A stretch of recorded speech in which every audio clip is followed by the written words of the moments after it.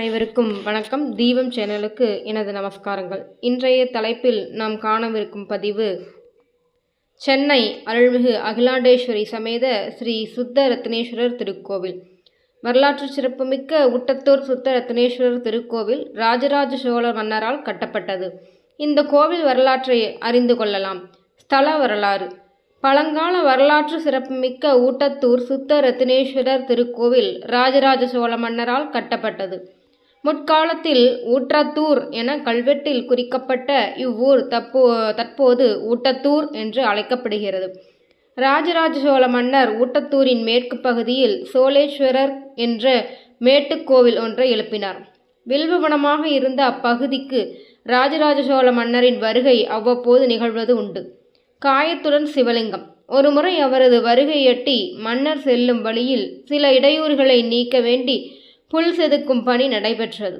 அந்த தருணத்தில் ஓரிடத்தில் எதிர்பாராத ரத்தம் பீரிட்டெழுந்தது. உடனே பணியாட்கள் மன்னரிடம் செய்தியை தெரிவித்தனர். மன்னர் வந்து பார்த்தபோது ரத்தம் பீரிடுவது நின்று தடைப்பட்ட தழும்போடு கூடிய ஒரு சிவலிங்கம் காட்சியளித்தது. அந்த சிவலிங்கம் காணப்பட்ட இடத்திலேயே கோவில் கட்ட நிர்மாணம் செய்யப்பட்டது. இதன் காரணமாக ராஜராஜ சோழனால் குறிப்பிட்ட இடத்தில் எழுப்பப்பட்டதே ஊட்டத்தூர் அருள்மிகு சுத்த ரத்னேஸ்வரர் திருக்கோவில் ஆகும். இன்றும் லிங்கத்தின் தலைப்பகுதியில் பார்த்தால் மண்வெட்டிப்பட்ட காயம் தெரியும். கோவில் மூலஸ்தானத்தில் தீபாராதனை நடைபெறும் போது கற்பூர ஜோதி லிங்கத்தில் பிரதிபலிக்கும். இக்காட்சி மூலவர் ஜோதி வடிவானவர் என்றும் சுத்த ரத்னேஸ்வரர் தூயமாமணி என்றும் மாசிலாமணி என்றும் அழைக்கப்படுகிறார். அப்பர் பெருமான் தனது ஆன்மீக சுற்றுப்பயணத்தின் போது ஊட்டத்தூருக்கு செல்ல நினைத்து 5 கிலோமீட்டர் எல்லையிலேயே திகைத்து மகிழ்ந்து நின்று விட்டார். காரணம், அந்த எல்லையிலிருந்து பார்த்தபோது வழியெல்லாம் சிவலிங்கங்கள் இருப்பதாக உணர்ந்தார். சிவலிங்கத்தின் மீது அவரது பாதங்கள் படுவது சிவகுற்றம் என எண்ணி எல்லையில் நின்றபடியே ஊட்டத்தூர் பெருமானை நினைத்து பதிகம் பாடி அருளினார். இவ்வாறு எல்லையில் இவர் பாடியதால் அந்த இடம் பாடாலூர் என அழைக்கப்பட்டது. இந்திரன் மீண்டும் பதவி பெற்ற திருத்தலம். ஆசிய கண்டத்திலேயே அபூர்வ நடராஜ திருக்கோவில் இது. சிறுநீரகம் சம்பந்தமான கோளாறுகளை நீக்கக்கூடியவர். இந்திரன் பதவி இழந்தவுடன் இந்த நடராஜ பெருமானை தரிசித்து மீண்டும் இந்திர பதவியை பெற்றார். பதவியை இழந்தவர்கள் இந்த கோவிலுக்கு வந்து வழிபாடு செய்தால் மீண்டும் இழந்த பதவியை பெறலாம் என்பதை கல்வெட்டு செய்திகள் தெரிவிக்கிறது. அந்தக நரிமணம் என்கிற வேர் பல கோடி கற்களில் ஒன்றை பிளக்கும். அப்படி பிளக்கக்கூடிய கற்கள்தான் பஞ்சநதன பாறை. ஆதலால் இவர் பஞ்சநதன நடராஜர் என்று அழைக்கப்படுகிறார். இவருக்கு என்ன சக்தி என்றால், சூரியன் காலையில் புறப்படும் போது வெளிப்படுத்தும் கதிர்களை ஈர்க்கக்கூடிய சக்தி இங்குள்ள நடராஜருக்கு உண்டு. ஆதலால் நாம் இவரை என்ன நினைத்து வணங்குகின்றோமோ அது அப்படியே நடக்கிறது. பிரம்மாவுக்கு இந்த ஊரில்தான் சாப விமோசனம் கிடைத்தது. ஆதலால் சிவன் எதிரில் பிரம்ம தீர்த்தம் உள்ளது. வேற எந்த கோவிலிலும் சிவன் எதிரில் தீர்த்தம் கிடையாது என்பது குறிப்பிடத்தக்கதாகும். கோவில் அமைப்பு. ஒவ்வொரு ஆண்டும் மாசி மாதம் 12, 13, 14 ஆகிய 3 நாட்களிலும் சூரிய ஒளி கர்ப்ப கிரகத்தில் உள்ள லிங்கத்தின் மேல் படுகிறது. இதேபோல் வைகாசி மாதம் விசாக திருவிழாவின் போதும் சூரியனின் கதிர்கள் சுத்த ரத்னேஸ்வரர் மீது 3 நிமிடங்கள் பட்டு வெளிவிடுகிறது. மேற்கூரையில் நவக்கிரகங்கள். ஊட்டத்தார் சுத்த ரத்னேஸ்வரர் கோவிலில் உள்ள இன்னொரு சிறப்பு அம்சமும் உள்ளது.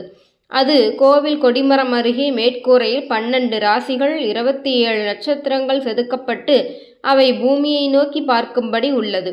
அதன் அருகிலேயே 9 கிரகங்களும் வடிவமைக்கப்பட்டு உள்ளன. பொதுவாக கோவில்களில் நவக்கிரகங்கள் மற்றும் ராசிகளின் அதிபதிகள் தனித்தனி சன்னதியாகத்தான் இருக்கும். ஆனால் ஊட்டத்தூர் கோவிலில் இவை அனைத்தும் பூமியை நோக்கி இருப்பதால் அதன் அடியில் வைத்து செய்யப்படும் யாக பூஜைகள் அனைத்திற்கும் உடனடி பலன் கிடைக்கும். எந்த ராசியை சேர்ந்தவர்களும் இதன் மூலம் முழு பயன் அடைய முடியும்.